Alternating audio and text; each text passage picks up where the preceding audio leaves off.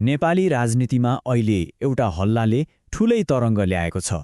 यो हल्ला मात्रै हो, तर यसको असर यस्तो छ कि देशको सबैभन्दा ठूलो पार्टीभित्रै एउटा सानोतिनो भूकम्प गएको छ। हो, केवल एउटा अपष्ट खबर कि काठमाडौँका मेयर बालेन शाहले अबको चुनावमा पूर्व प्रधानमन्त्री केपी शर्मा ओलीलाई चुनौती दिन सक्छन्। यही एउटा सम्भावनाले नेकपा एमालेभित्र ठूलो हलचल मचाइदिएको छ। आउनुहोस् आज यसै विषयमा अलि गहिरिएर कुरा गरौँ। ल, सबैभन्दा पहिले त यो हल्ला वास्तवमा हो के र यसको असर कस्तो देखियो त्यहाँबाटै सुरु गरौँ। हल्ला एकदमै सिधा छ। काठमाडौँका मेयर बालेन शाह अबको संसदीय चुनावमा नेकपा एमालेका अध्यक्ष केपी शर्मा ओलीलाई उनकै गढ मतलब झापा क्षेत्र नम्बर 5 मा गएर टक्कर दिने सोचमा छन्। याद राखौं, यो अहिलेसम्म आधिकारिक कुरा होइन, केवल चर्चा मात्र हो, तर यही चर्चाले राजनीतिक बजार पुरै तताएको छ। हल्ला त हल्ला हो, तर एमालेका नेताहरूले भने यसलाई निकै गम्भीर रूपमा लिएका छन्। सामाजिक सञ्जालमा बालेन शाहलाई लक्षित गरेर एकपछि अर्को धम्कीपूर्ण अभिव्यक्तिहरूको त बाढी नै आएको छ। यसले के देखाउँछ भने एउटा स्थापित पार्टी यो सम्भावनाबाट कतिसम्म बेचैन भएको छ। अब कुरा गरौँ यी दुई पात्रहरूको, किनभने यो लडाईँ केवल दुई व्यक्तिको होइन, यो त दुई फरक राजनीतिक सोच र पुस्ताको टक्कर पनि हो। एकातिर हुनुहुन्छ केपी शर्मा ओली, 2 पटकका प्रधानमन्त्री, देशको सबैभन्दा ठूलो पार्टीको अध्यक्ष, जसको झापा 5 मा दशकौंदेखि एकछत्र राज छ।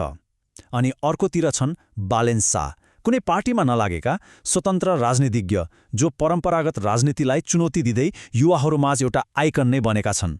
यो भनेको पुरानो शक्ति र नयाँ तरङ्ग बीचको सिधा टक्कर हो। एमालेको प्रतिक्रिया कति आक्रामक छ भन्ने कुराको एउटा उदाहरण हेरौँ। एमाले नेता महेश बस्नेतले सामाजिक सञ्जालमा बालेनलाई लक्षित गर्दै नेपाली उखानै लेखे, स्याललाई काँधमा बोक्यो भने। यसको अर्थ सिधा छ, अयोग्य मान्छेलाई महत्त्व दियो भने त्यसले आखिरमा नोक्सान नै गर्छ। यसले देखाउँछ कि यो लडाईँ राजनीतिक मात्र रहेन, व्यक्तिगत तहमा पुगिसक्यो। महेश बस्नेत त्यतिमा मात्रै रोकिएनन्। उनले बालेनलाई फेसबुक प्रधानमन्त्री भनेर व्यङ्ग गरे, चुनावमा नराम्रोसँग हार्ने भविष्यवाणी गरे र यहाँसम्म भने कि यो चुनावपछि बालेनको राजनीतिक यात्रा सकिन्छ र उनी आफ्नो पुरानो पेसा अर्थात् गीत गाउने फर्किनुपर्छ। यो सम्भावित चुनावी लडाईँको मैदान हो झापा 5।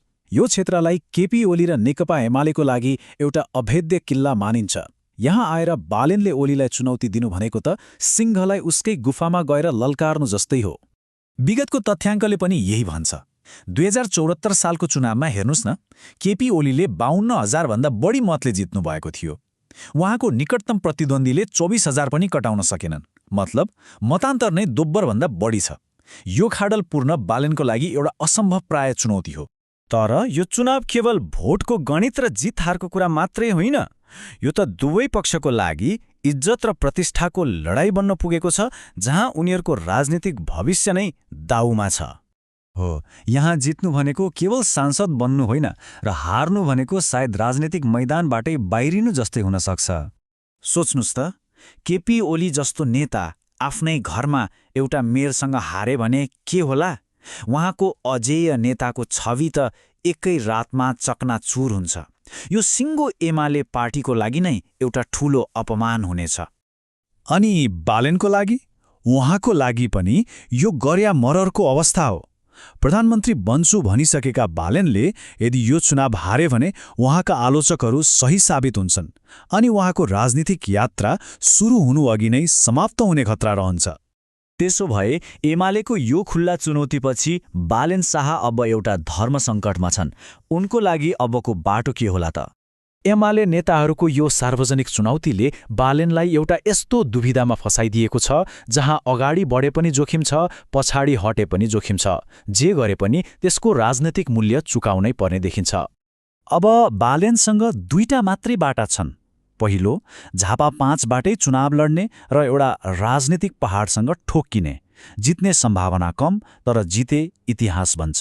दोस्रो, चुनाव नलड्ने, तर त्यसो गर्दा उनीमाथि ओलीसँग डढाएर भाग्यो भन्ने आरोप लाग्नेछ, जसले उनको निडर छविमा ठूलो धक्का पुग्न सक्छ। एमालेको लगातारको चुनौतीले गर्दा अब बालेनको लागि पछि हट्ने बाटो लगभग बन्द भइसक्यो, किनभने उनको सबैभन्दा ठूलो शक्ति भनेकै युवाहरूको समर्थन र उनको निडर छवि हो। यदि उनी यो चुनौतीबाट पछि हटे भने त्यही शक्ति गुम्न सक्छ। अन्तमा यो सम्भावित भिडन्त केवल एउटा चुनावको जीत हार मात्र होइन, यो त सायद एउटा राजनीतिक युगको अन्त्य र अर्कोको सुरुवातको लडाईँ हो, जसले नेपाली राजनीतिको भविष्यलाई नै नयाँ दिशा दिन सक्छ। अब सबैको नजर बालेन शाहमाथि छ।